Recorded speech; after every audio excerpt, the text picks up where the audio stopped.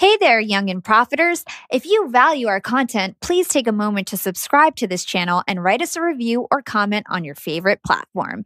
Thanks in advance. You're listening to Yap, Young and Profiting Podcast, a place where you can listen, learn, and profit. I'm your host, Hala, and today we're speaking with Daniel Pink. Daniel has a wide range of accomplishments. He's written 6 books, including 4 New York Times bestsellers. He was the host and producer of the National Geographic TV series Crowd Control, and he was the chief speechwriter for Vice President Al Gore back in the 90s. Today, we're going to deep dive on his book, When: The Scientific Secrets of Perfect Timing.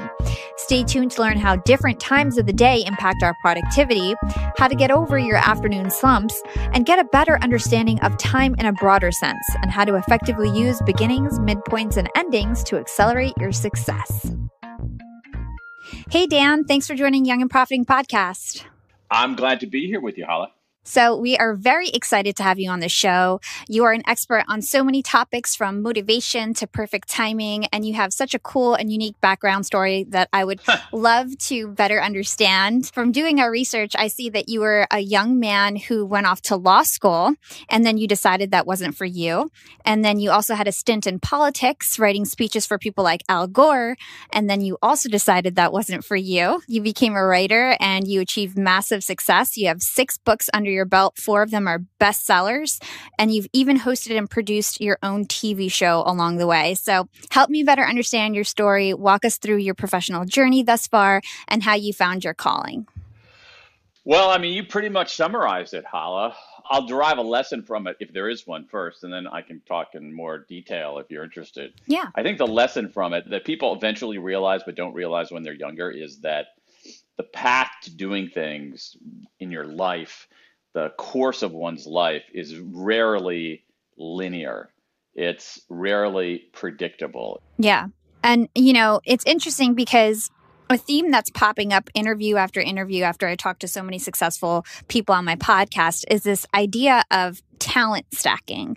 And this was coined by a previous guest I had on my show. His name is Scott Adams. He's the creator of the Dilbert comic. Yeah. And the idea is to get as much experience as you can so you can stack skills together and make an offering that really stands out. And you don't necessarily need to be the best at a certain skill, right, but rather be good at several different things that you can layer on together to be unique and successful and stand out. So how do you think that all these different experiences that you had that didn't quite work out helped you become the successful author and speaker that you are today? On a couple of dimensions. One of the things that nobody ever tells us is the importance of figuring out what you don't want to do and what you're not good at.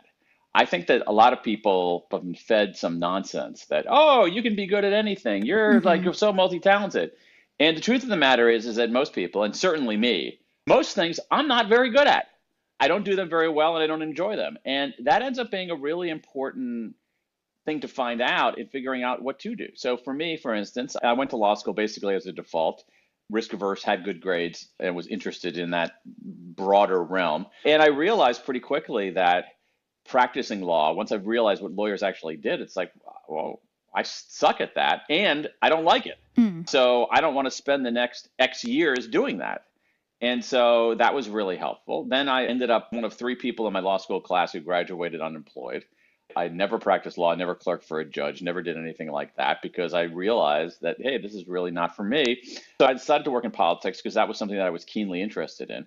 I became a speechwriter in a very haphazard way. I didn't set out to do it. I just fell into it in some way. And that was something I was much better at than practicing law. But at the same time, I looked at the work itself and the environment I was in and said, you know what, this is not for me long term. And what happened was, in my story was this, and maybe there's a lesson in it for people there, is that if you go back in time to when I was in college, all the way through into very demanding jobs that I had here in Washington, working in politics, throughout that period, and we're talking 15 years maybe, the whole time I was quote unquote writing on the side. So when I was in college, when I was in law school, I was writing articles and columns for newspapers and magazines. Even when I was working, I was writing articles and essays and things for magazines. Even in some of the jobs that I had where I couldn't get paid for outside work, understandably, if you're working in the federal government, I was still doing it. I was doing it for free. And it finally dawned on me at a certain point that what I was doing on the side was what I was good at and what I should be doing. And so for me, the dual lessons of this are one, figure out what you're not good at, because that's going to be a very wide universe of things and try to avoid that. And two, instead of trying to find your passion or think too much, just sort of pay attention to what you do. And what you do offers a window into who you are.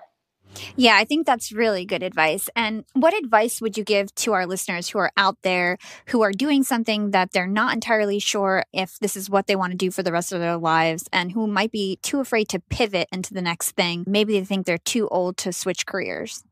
Yeah, that's an interesting question. I think there's two questions embedded in there as I'm hearing it.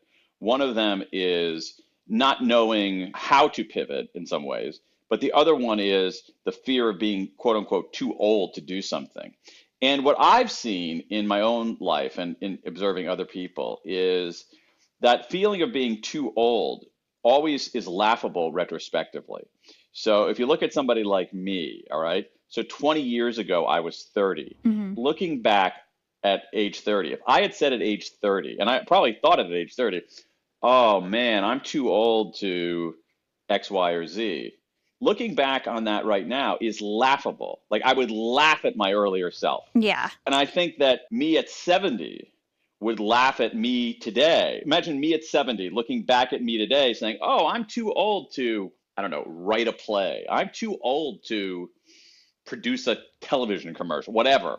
I think 70-year-old me would look back on me today and laugh again. So I think that's a way to think about that. Leaving aside things that require massive physical prowess, all right? So at age 50, the odds of me playing in the National Basketball Association are remote. Totally. Right? But beyond that, I think that feeling like you're too old is stupid. So understandable, but misplaced. So the folks here got to listen to me. 20 years from now, looking back on yourself, you will say, my God, the idea that I was too old is laughable. So cut, fade out. Now, I think the harder question is the question about pivoting. And I think it's really, really hard. And when things are really, really hard like that, my advice always is to start small. I think that small experiments, small steps are better than big moves and bold leaps. So what does that mean? Let's say that you're working as a management consultant and you say, you know what? I actually don't want to be a management consultant for the rest of my life. I'm 33 years old, and what I really want to do is maybe become a teacher. Wow, how do I go about doing that? I wouldn't quit your management consulting job and go become a teacher right there. What I would do is I would do smaller things. I would find 5 teachers at various levels who you know through your own network or 1 degree of separation. Call them up, take them out for coffee, and say, what's it really like to be a teacher? Have that conversation. Then maybe what you could do instead of quitting your job is maybe teach an evening course at a college, maybe tutor, maybe teach on a weekend. That is, take small steps and small experiments in the direction that you think you might want to be headed. Yeah. The advantage of that is that it's doable. What's daunting is I'm going to quit my job at Deloitte, Accenture, whatever, give up my salary, and then go out and look for a teaching job. I think that's actually, most people wouldn't want to do that. Yeah. But taking the smaller steps and the experiments allow you to help figure out what it is you actually want to do. What I'm saying isn't exactly revelatory. It's the same thing. It's like, hey, let's say that I'm a couch potato and I ultimately want to run a 10-miler. I don't just get off of my couch and start running 10 miles. You know what I do? The first thing I do is I take a walk around the block. Yeah. Then I take a walk around 2 blocks. And then over time, I can run that 10-miler. Yeah. I think that's really great advice. It's sort of like dip your toes in the water. Make sure you actually like the new field that you want to get into before you go full force, and make sure you're actually good at it and you can make money so you can sustain yourself. I think that's great advice. So is there something as far as an example in how you pivoted to the TV world and, you know, hosting gigs on TV and production? How did you pivot into that field? Well, you know what? It was a very similar kind of story in that I started doing smaller things. So I would, maybe be a guest on a show, and then a guest on another show, and then a guest on another show. So that was part of it. And then among the people I met there, I would say, hey, can I call you up and get 15 minutes of advice on Like, what does it mean to make a TV show? What does it mean to produce a TV show? What are the kinds of things that I need to know about that? And so get advice from people. What's it really like? And I think you said something really interesting, Hala, a moment ago about the importance of understanding whether you really like something. And I think that's so important. And what we have here in many cases, and I've seen this, I've fallen prey to it myself, is that we have this imagined notion of what it's like to be X, what it's like to be an accountant, what it's like to be a TV producer, what it's like to be a newspaper reporter. We have these imagined notions of it, but our imagined notions of it are rarely wrong. And so one of the things you have to do is you have to figure out what's the ground truth of being all those kinds of things. So what does it mean to spend time on a TV show? And one of the things that I learned in doing that kind of just talking to people about what it's really like is that it can be enormously time consuming. It's not very lucrative. So you have to say, okay, am I willing to spend a lot of time and actually not make much money directly and also suffer the opportunity cost of, doing that rather than something else? And that's a really important factor to consider. So I also started making small videos of my own, basically as an experiment, as a way to say, what is it like to talk into a camera? How do you tell stories in the video medium rather than the print medium? So once again, it's the same general principle. Small steps, small experience, get the quick feedback, iterate again. I really like that. So let's get into our main topic of the show. I really want to get into all your research and insights regarding time. Originally, I was going to also go into motivation and all these other things that you talk about, but really you have so much good content and useful and actionable insights on time that I just want to focus on that. And then maybe we can have you on the show again to talk about motivation. So your latest book came out this year and it's called When: The Scientific Secrets of Perfect Timing. So what was your motivation behind writing this book? Frustration more than anything else. I was frustrated because I was making all kinds of timing decisions in my own life. So I'm talking to you from my office in Washington, D.C. My office is a refurbished garage behind my house. So every day I come out here and I make decisions about when to do things. When in the day should I do my writing? When in the day should I do my interviews? When should I exercise? More broader episodic questions of timing, akin to what we were talking about before. When should I start a new project? When should I start an experiment? When should I abandon an experiment that's not working? And I was making these decisions in a very sloppy way. That was frustrating to me. I wanted some guidance in how to make these decisions. I looked around for it. It didn't exist.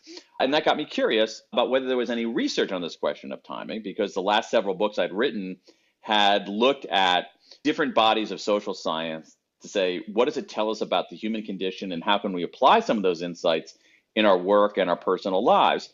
And so I started looking around to see if there's any research on timing. And there was a huge amount, more than I ever imagined, except it had this peculiar quality to it. It was splattered all over the place. So there was research in social psychology and in economics, but there was also research in microbiology. There was research in an entire field called chronobiology. There was research in linguistics and anthropology and in many of the medical sciences. And it was curious to me is that all these disciplines were asking very similar questions, but they weren't talking to each other.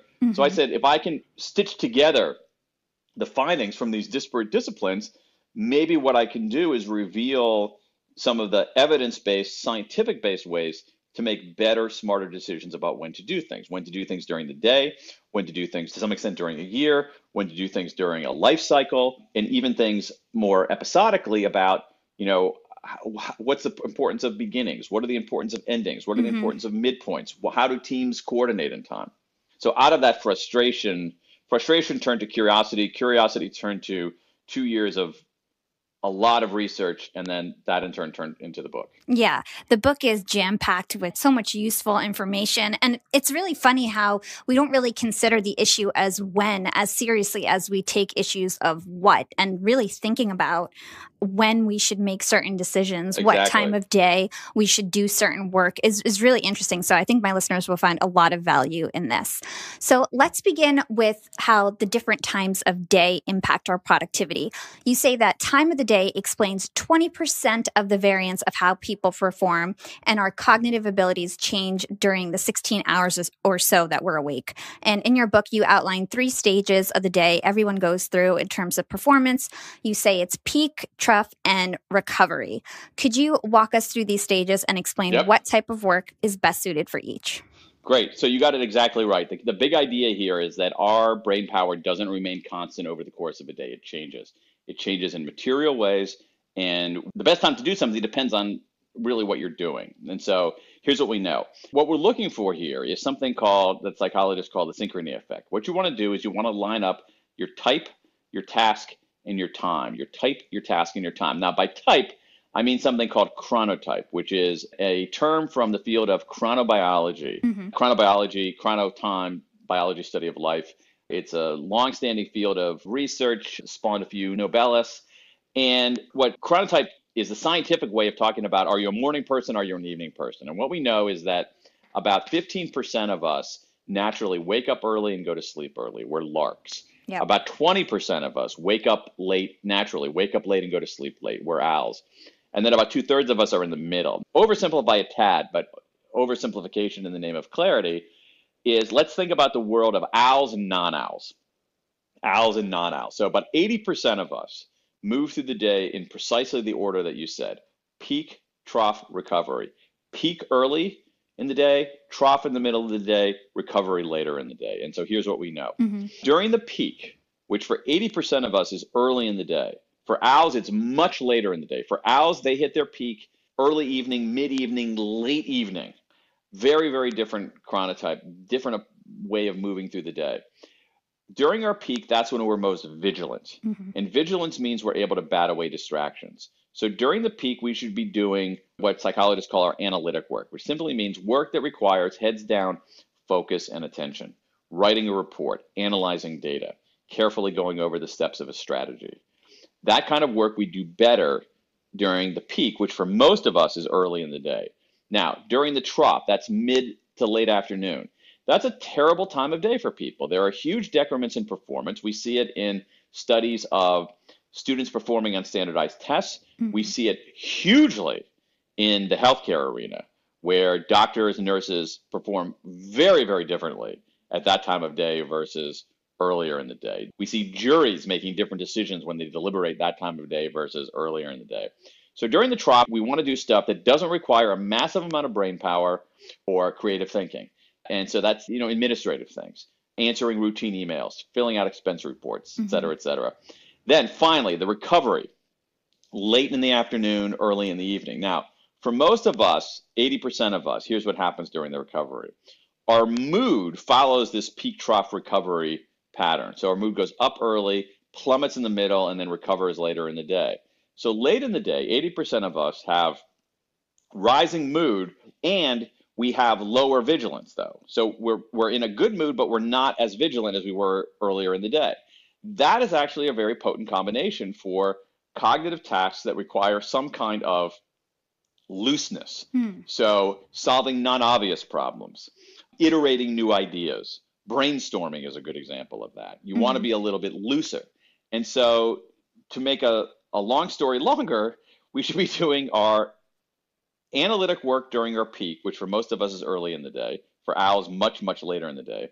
We should be doing our administrative work during the trough, which is the early to mid-afternoon for almost all of us. And then we should be doing our insight work, as psychologists call it, iterative, looser, creative, brainstormy kind of work late in the afternoon and early in the evening. Yeah.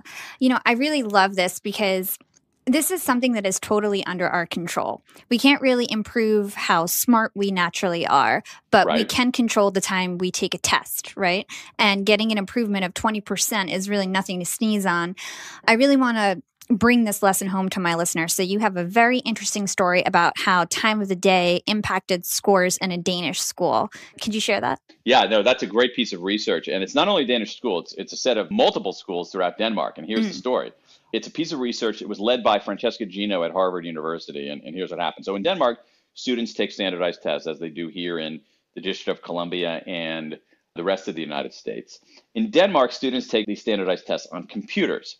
in many jurisdictions here in the States, students are still taking standardized tests using number two pencils and bubble forms and that kind of stuff. In Denmark, students take the nationwide standardized tests on computers. However, the typical Danish school has more students than computers. So on testing day, everybody can't take the test at the same time. So students are randomly assigned to take the test either early or late. And so Francesca Gino and two Danish researchers, as I said, looked at 2 million Danish test scores to see whether time of day had a role in the students' test scores. And what they found was just remarkable, that students who took the test in the afternoon versus the morning had significantly lower scores. They scored as if they had missed 2 weeks of school. Wow. Yeah, that's an appropriate wow, because that's crazy when you think about it. So first of all, it calls into question, you have this standardized tests are a policy-making tool. And so you have this policy-making tool that says, wait a second, there's this massive difference between early test takers and late test takers. Maybe this tool isn't as effective as we think.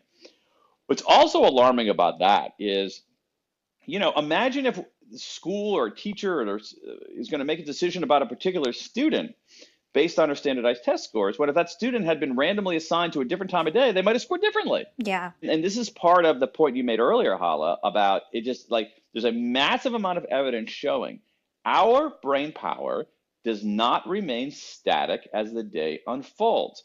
We perform differently at different times of day, and those differences can be significant. Yeah. We don't always have control in terms of like the time we have to take a test, right? Right. When we're right. an adult, we can kind of work out when we want to do certain work, things Yeah. like that. But in terms of like a student, you don't really have the option. So can you talk about how breaks can kind of counteract this? You're exactly right. I mean, the breaks are the answer to this. And one of the things that we see, and I was surprised by this research. So I have a chapter in this book about the hidden pattern of the day, which is what we've been talking about, peak trough recovery, how our performance varies as different times of day. And I said, well, I'll write a little bit about breaks. And so as I outlined it, I said, okay, I'll do like maybe 2 pages about breaks. And I started looking at the research and then ended up writing an entire chapter about breaks because the research was so powerful and persuasive. And essentially what we know about breaks is this. We have woefully undervalued them. Breaks are far more important to our performance than we realize. We should be taking more breaks, and we should be taking certain kinds of breaks. And so that ends up being a remedy for some of the downdraft in performance, especially during that trough period. Yeah. And so in the case of the Danish students, it was pretty remarkable. They went back and said, okay, what if we gave these students a 20 to 30 minute break to have a small snack and to run around on the playground before taking the afternoon test? They do that, boom, scores go back up. Scores are actually higher than in the morning. And so we see this in all kinds of other realms. There's an important study led by, among others, Katie Milkman at the University of Pennsylvania, showing a big decline in hand washing among people who work in hospitals during the afternoon. And a remedy for that, a way to get hand washing back up, it happened to be a large sample of nurses, to give the nurses more breaks and actually breaks with other nurses. And so what we know about breaks at a top level is that, and I totally changed my view on this myself, is that breaks are part of our performance. They're not a deviation from our performance. They're part of our performance. They are integral to our performance. And we also have evidence of the right kinds of breaks to take. What we know, and it's very actionable, we know that with breaks, something is better than nothing. So even a super short break is better than no break at all. We know that outside is better than inside. So taking a break outside is more restorative than taking a break inside. We know that social is better than solo, that breaks with other people are more restorative than breaks on our own. And this is true even for introverts. We know that moving is better than stationary. So you're better off actually being in motion, physically moving rather than being sedentary. And we know that fully detached is better than semi-detached. So a break has to be a break. It isn't going out for a walk, checking your email. And so when we look at those design principles, exactly as you're saying, we can exert a little bit more control over things. So here's an example. Because of my schedule, I had to talk to you at a suboptimal time today, 1 o'clock. You and I are talking at 1 p.m. Eastern time. That's a suboptimal time for me. So I knew that. And so what did I do before I got on this call? I went out and took a walk. I just took a walk around the block before I went to do this, because I knew that if I just came from doing one hard task where I was fading and then immediately had to talk to you, it wasn't going to be very good for either one of us. Mm-hmm. And so simply by taking that small break, it had to be by myself, so I missed out on the social part. But, outside, in motion, fully detached, Yeah. I'm slightly more coherent, or at least slightly less incoherent than I would have been otherwise. Yeah, I wish I did that because I'd probably be more on point right now. But as you're talking, the perfect break sounds like, taking a walk outside with your coworker for like 10, 15 minutes and not talking about work. So all my listeners out there, take that as a hint, start to schedule some of those breaks in your day and let your coworker know that like, hey, like, I don't want to talk about work. Let's talk about something else. Because often, when you do take a break with your coworker, you end up just venting about work, I feel like. Right. I think that's good. And, and the thing is like, you still want to talk to your coworkers, like inadvertent contact where you're walking to the water fountain or to the bathroom or something. Hey, what are you working on? That's all good. But we have to be much more conscious about taking these breaks. And this is the thing. I'm your hallelujah chorus on that, Hala, in part because I have the zeal of a convert, because I was someone who very rarely took breaks because I thought I would get more done if I powered through. I also thought in some weird puritanical way that it was morally virtuous not to take breaks, that I was a better person somehow for, denying myself a break. And you worked harder that day. That's just total nonsense. Breaks are massively important. And if your listeners followed your guidance there and every day they took, as you say, a 10 or 15-minute walk outside with someone they like, I would be stunned if you didn't see some kind of uptick in performance. Hey, young and profiters, are you looking to level up your creative skills? Well, look no further because Skillshare has thousands of classes you can use to fuel your creativity and career. If you sign up at Skillshare.com/yap, you'll get 2 free months of unlimited access to all classes. You can become a master at graphic design, creative writing, social media marketing, audio production, and much more. I consider myself to be a marketing guru, but I'm always looking for ways to learn and stay on the cutting edge of my field.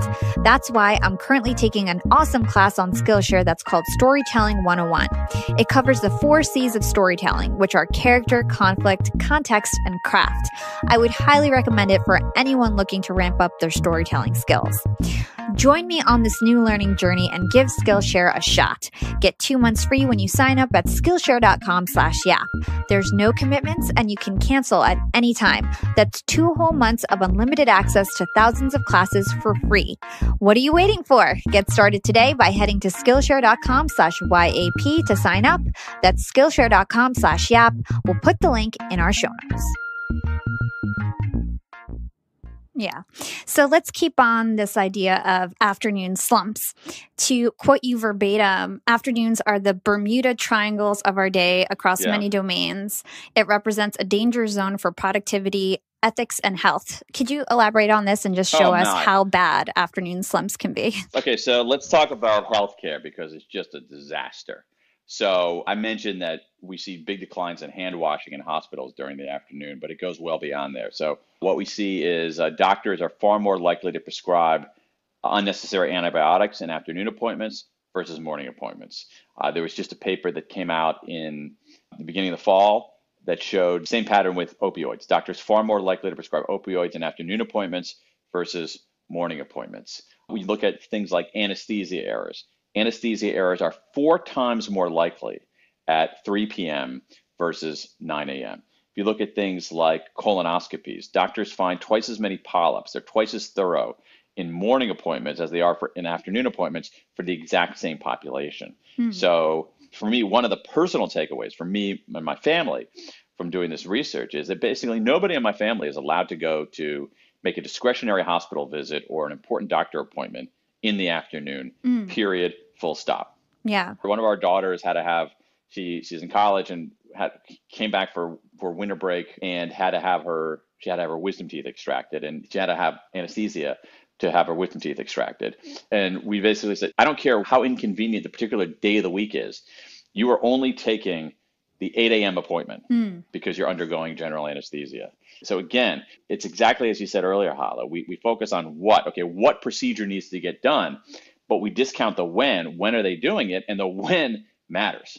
Yeah. So remember, always go to the doctor in the morning. How about ethics? I thought this was so interesting. The fact that Yeah. people are more likely to lie and cheat in the afternoon. Can you talk about that?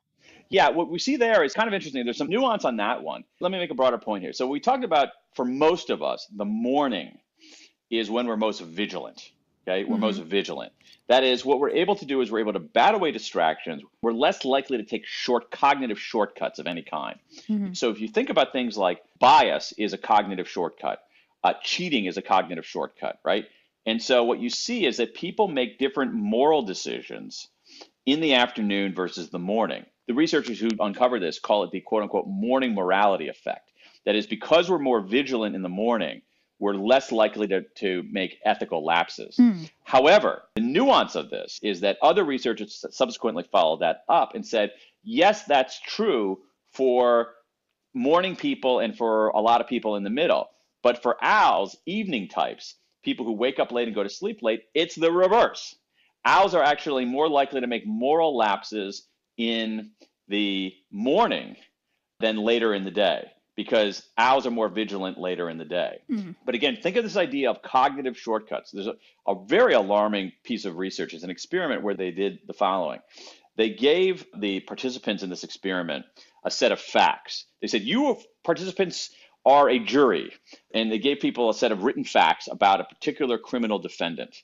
So we think about two groups. Half the groups get a set of facts. The other half of the group gets the same set of facts. For the first group, the defendant's name is Robert Garner. For the second group, the defendant's name is Roberto Garcia. So same set of facts. The only thing different is the name of the defendant. When jurors deliberated in the morning, they rendered the same verdict for Garner and Garcia. However, get a new group of participants, same deal, same set of facts. One defendant's name is Robert Garner. The other defendant's name is Roberto Garcia.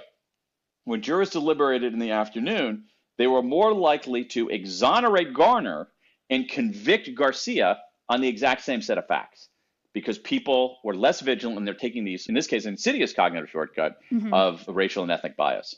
So interesting. It's alarming. And yeah, I was just going to say, it's so interesting and alarming.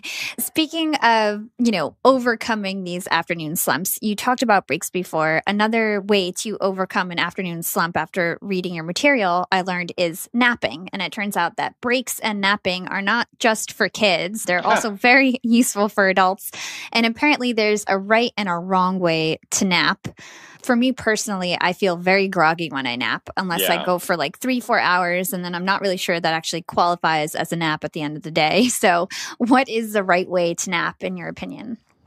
Well, it's not only my opinion, it's what the research says. And you're spot on, Hala, that there is, here, once again, I'm a sinner. I never liked napping. I would nap every once in a while. I would wake up feeling terrible. And the reason I discovered is that I was doing it wrong, exactly as you say. What the research tells us is that the ideal nap is exceptionally short, between 10 minutes and 20 minutes long. You nap shorter than 10 minutes, you don't get much of a benefit. You nap longer than 10 minutes, you get a benefit from the nap. But if you stay within that 20-minute range, that is between 10 and 20 minutes, you can get the benefits of the nap without the grogginess that comes from napping longer than that. And so there is this sweet spot of 10 to 20 minutes. All kinds of research showing that, it's actually it boosts mood, it boosts mental acuity. Yeah. It makes people feel better without the downside of that grogginess, which is known among chronobiologists as sleep inertia. Yeah. But 10 to 20 minutes sounds so short. And I know. And I noticed you didn't really talk about meditation in your book as an alternative. How do you feel about meditation? Do you feel like it's useful? Do you do it? And do you think that naps are more beneficial than meditation would be? That's a great question. I have tried meditation in the past. I haven't stuck with it, unfortunately. Same. My read of the research on meditation is that it is very, very good for us.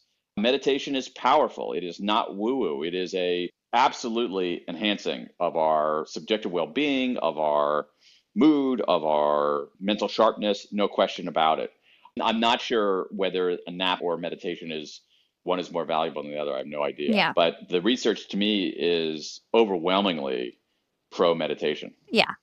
So tell us about the Nappuccino. It's the way to 10x your nap. Once again, the research gives us some ideas on how to actually turbocharge the nap. The ideal nap is as follows. I've actually started doing this occasionally. So again, told you I'm here in my office in Washington, D.C. I got a chair right behind me as I'm sitting here. So it's a chair. It's a fairly comfortable chair. I've got a little ottoman. Yeah. And so I'll sit in that chair and I will set my phone alarm for 25 minutes, phone timer for 25 minutes. I will close my eyes. Yeah, I they're will put different. on noise canceling headphones. Totally. And get ready to go to sleep. But before that, I would chug a cup of coffee. I won't enjoy it. I'll just literally brew a cup of coffee, plop some ice cubes into the mug, and just guzzle it. And then I will close my eyes, start my 25-minute countdown timer. And at this point, I can usually fall asleep in, say, 10 minutes or so. And in that sense, like meditation, that is, like meditation is easier the more you do it. I think napping, people get better at napping and being able to fall asleep quickly. So I can fall asleep, let's say I fall asleep in 10 minutes. My alarm goes off in 25 minutes. That means I've gotten a 15-minute nap right in the middle of that sweet spot. But here's the thing. Remember that cup of coffee that I downed right before turning on my countdown timer? It takes about 25 minutes for caffeine to enter our bloodstream. And so at the moment I'm waking up, without that grogginess, without that sleep inertia, I'm getting a second hit of caffeine entering my bloodstream. And so this technique, as you say, is known as a nappuccino. Sounds awesome. I can't wait to try that. Definitely try it. Try it a few times. It's surprisingly awesome. Okay, so we talked about the first two different stages. Let's move on to the recovery state and the phenomenon of the inspiration paradox, which is the idea that innovation and creativity are the greatest when we are not at our best in respect to our circadian rhythms. Yeah. Tell us about that. What should we be doing during this recovery state? So what we know is that we have this peculiar combination. Our mood oscillates, and we see this in a lot of research on people's self-reports of their mood. We see it reflected in big data analysis of people's Twitter feeds. So mood goes up, mood declines, and then mood recovers. Again, that's for 80% of us. Late in the day, early in the evening, our mood is back up. However, as I said before, our vigilance is not back up. Our vigilance is actually rather low. But that combination, that kind of looseness is actually really important. Now, let me give you an example of this. It might make more sense. Let's think about something like brainstorming. Let's say you and I are part of a 7-person team that's trying to brainstorm some ideas for, I don't know, a new product or a new marketing campaign or something like that. We've all been in brainstorming sessions where someone tosses out an idea and someone else says, that's stupid, that'll never work. Brainstorming isn't effective if people are hyper-vigilant, if they're hyper-analytical. What you want is some kind of looseness. And so you can impose that looseness in some ways with the rules of brainstorming. But you can get even a greater boost if people's mental states, their cognitive states, are looser rather than tighter. And so doing things like brainstorming then is, at that time of day, for 80% of us, is better. And you see this in some research, again, where you give, let's take someone like me, all right? So I test on the chronotype scale. I test as not a full-fledged lark, but pretty larky. So you give people very common chronotype. And so you give people like me an analytic problem, and I'm more likely to get it right in the morning and wrong in the late afternoon. Okay? You give an owl that same analytic problem, they're more likely to get it wrong in the morning and right later in the afternoon. So now you give me a more creative problem, all right? A problem where you have to say, come up with 50 unusual uses of a brick or a paper clip or something that's about iteration, kinds of problems that don't bend to mathematical logic, the sorts of things that require aha moments and insight and divergent thinking. Someone like me is worse at that in the morning, but better late in the afternoon because I'm less vigilant, I'm less tight, I'm focusing more expansively, and I'm in a decent mood. So that's sort of the inspiration paradox. So for a lark like me, or a larky person like me, the paradox is that for creative, iterative kinds of things, I'm actually better off doing them later in the day rather than earlier in the day. From my understanding, it's also better to like work out in the evening, or workouts seem easier in the evening as well. So that's a great point too. So there are virtues of early exercise and later exercise, and it really depends on your goals. So morning exercise is better for some things. It seems to be better for weight loss. In fact, there's something literally that I read this morning showing that exercising on an empty stomach is actually better for weight loss and conditioning than exercising after eating. So morning exercise is better for weight loss. Morning exercise is better for habit formation. And I think that's a very pedestrian reason, is that people are more likely, I think, to get interrupted at 7 a.m. than at 5 p.m. Yeah. And then morning exercise, a great virtue of morning exercise is that aerobic exercise, but even strength training, gives you a pretty significant mood boost, pretty enduring mood boost. And so you exercise early in the day, you're going to get that mood boost for a long time during the day. You exercise late in the day, you get your mood boost, but you end up sleeping away some of it. So that's the virtue of morning exercise. Afternoon exercise is better for other kinds of things. So one of them, as you said, is people reported feeling less effortful. My hypothesis is that a lot of this is related to body temperature because our body temperature changes over the course of a day. Our body temperature peaks in the late afternoon and early evening. So people find it less effortful. I certainly do. Yeah. It's better for avoiding injury. And I think that's the similar reason that we're literally more warmed up. And also there's some interesting improvements in performance late afternoon and early evening. Our lung function is higher. Our hand-eye coordination is a little bit better. And there's some interesting improvements on speed late in the afternoon and early in the evening. So it really depends on what your goals are. Totally. Very cool. So let's move on to time besides just the hours of the day that we should be doing things. In a more broader sense, you also talk about beginnings and endings. So for context for my listeners, can you explain what social and personal temporal landmarks are and how we can use them to motivate us and construct better beginnings? Sure. So temporal landmark is as follows. Think about a physical landmark. So a physical landmark is something that exists in space that helps you make your way, right? So if you're trying to find something, you're trying to make your way from point A to point B, and you're looking for a particular landmark that says, oh, I'm close to point B. So the same thing happens in time, that there's certain dates that operate as temporal landmarks that help us make our way. In particular, there's a date, and this is also research done by Katie Milkman at Penn, whom I mentioned earlier.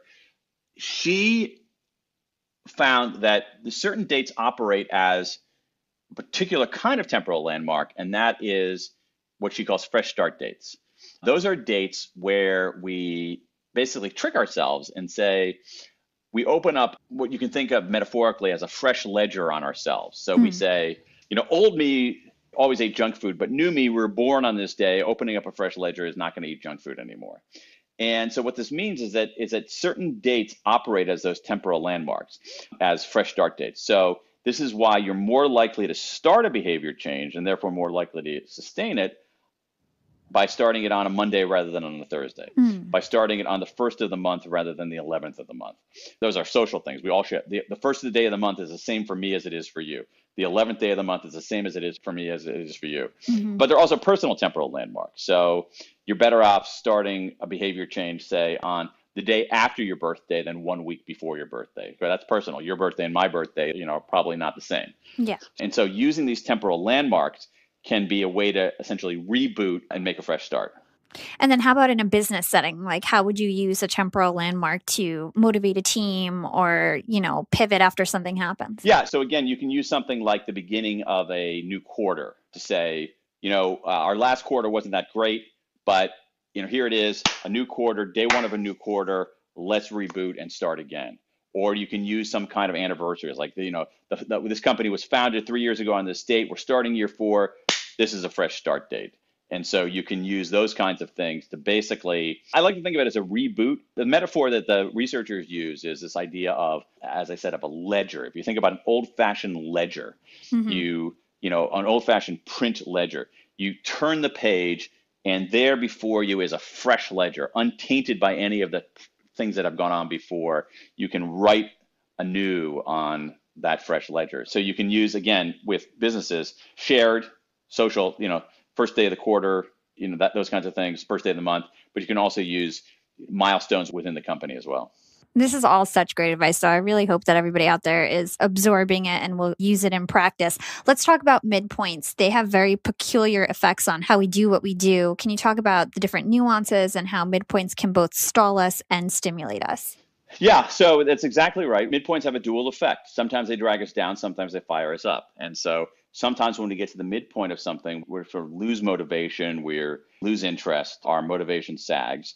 Other times it has the opposite effect. So if you look at research on well-being over the life cycle, what you have a U-shaped curve of well-being over the life cycle where people in their 20s and 30s are fairly satisfied. People in their 40s become less satisfied. People in their 50s, are at the bottom of that U. It's not a midlife crisis, but it's a sort of a shallower U. but then people in their 60s, 70s, and 80s are far more happy than they were. So it's shaped like a U. So we see a dip in the middle of all kinds of things in people's adherence to standards, in their willingness to practice certain religious rituals, et cetera, et cetera. At the same time, what you see midpoints having, in some cases, a different effect on people. They operate as a spark. So there's a researcher named Connie Gersick who's looked at how teams behave, and she found that if you give a team a certain amount of time for a project, during the first part of the project, they won't do very much, but there's a moment in the course of the project when they throw off old routines and really get started. And what she has found in her research is that that happens in an eerie way at the exact temporal midpoint. So you give a team 31 days to do something, they start getting going in earnest at day 16. You give a team 17 days to do something, they start getting going at day 9.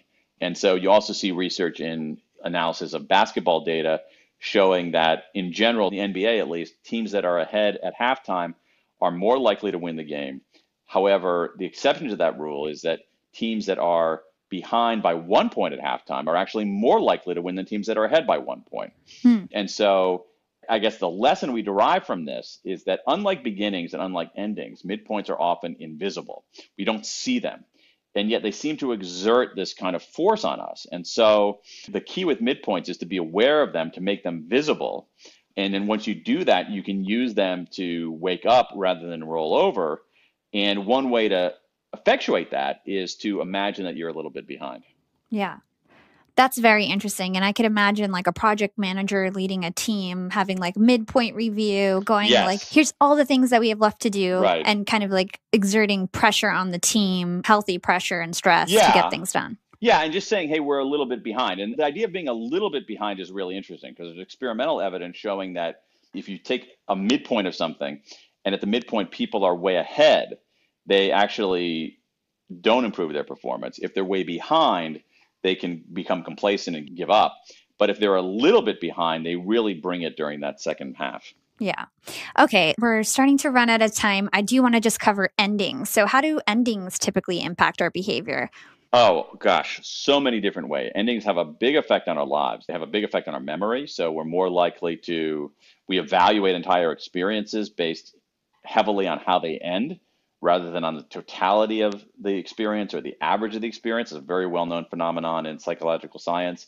Endings can help us energize. So when we see the end of something, we end up kicking a little bit harder.